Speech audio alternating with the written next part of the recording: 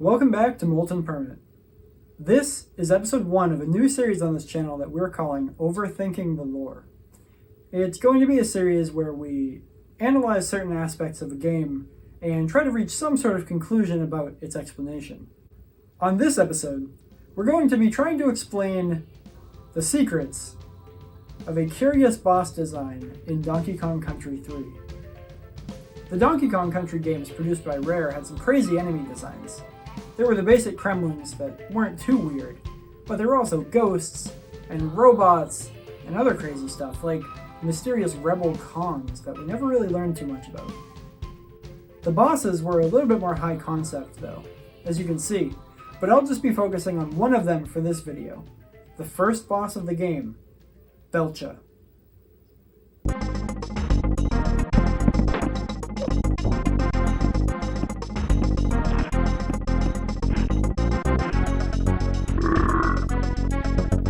So what is this guy supposed to be? I mean, obviously Belcha is a barrel. And I don't think he's a ghost barrel, like the ghost sword from the previous game. So, is he a robot? Well, I don't think he's a robot either. I mean, we've seen robots in Donkey Kong before. Look at these guys. They have entirely robot parts. But Belcha has bloodshot eyes, and he eats bugs, and he burps, which implies a living heart, esophagus, and stomach. That's a cyborg, as far as I'm concerned.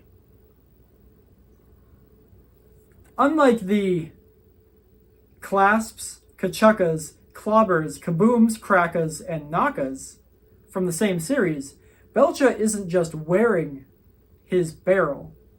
He's been fused to it by his master, King K. Rool. King Captain Baron K. Rool is not averse to experimental science. And Donkey Kong Country 3 seems to be the beginning of his study into cybernetic enhancements that would continue into Donkey Kong 64. From early enemies like the Buzzes to his greatest achievement, Armadillo.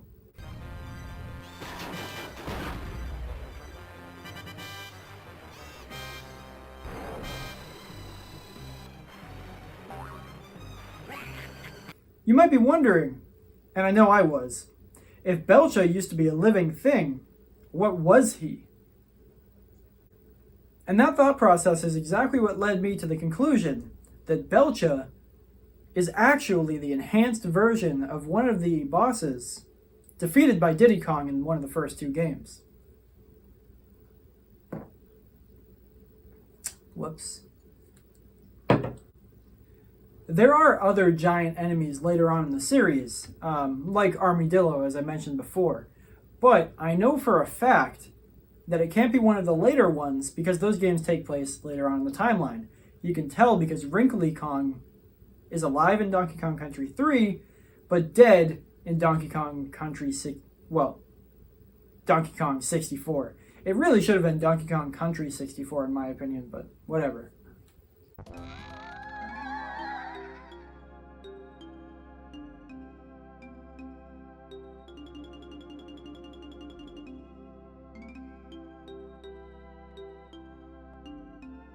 But first, 2 disclaimers.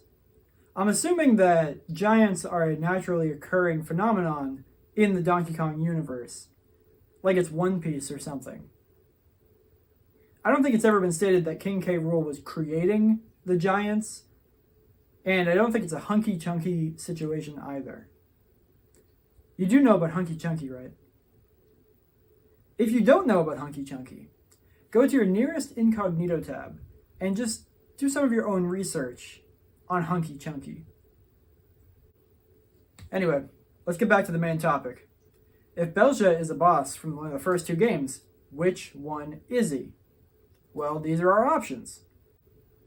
But first, it must be a living creature, which does narrow it down. Second, Belcha has giant eyes, so it must be a giant living creature. Sadly, I have no idea which of the 2 Neckys Belcha could be specifically, but I do know that they fight similarly. Belcha spits out barrels at the Kongs, and the Neckys spit out their nuts at the Kongs. So, the story basically writes itself but it didn't rate itself because I wrote it, so I'm going to read it to you.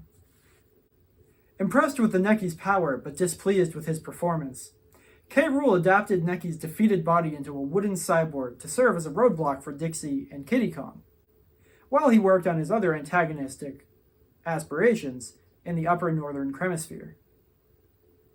I'd like to think that K. Rool turned the Necky into a cyborg to save him from his injuries, but K. Rool is ruthless enough to imprison his own brother for not assisting with his conquests. So it's more likely that this new, practically useless body that Belcha is in was a punishment for Necky's failures. Even after all of that overanalyzing, I was still left with questions. Like, did King K. Rool have other cyborgs whose prosthetics were essentially their prison like Belcha's? Most enhanced enemies are using their upgrades to willingly serve King K. Rool. But then there's ones like Belcha and this guy called Mad Jack, who are just clearly having a terrible time. So I think Mad Jack might be in a similar situation to Belcha, but I can't think of a specific enemy that he actually resembles. This is, of course, all speculation, but if you have anything to add, or even if you just think my theory is absolutely ridiculous, I'd still love to hear it. But for now, I must get back to my research for the next episode of Overthinking the Lore.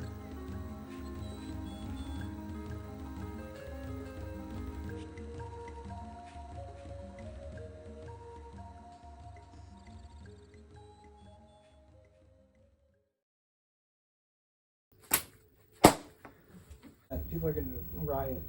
Anyway, I better turn the AC off.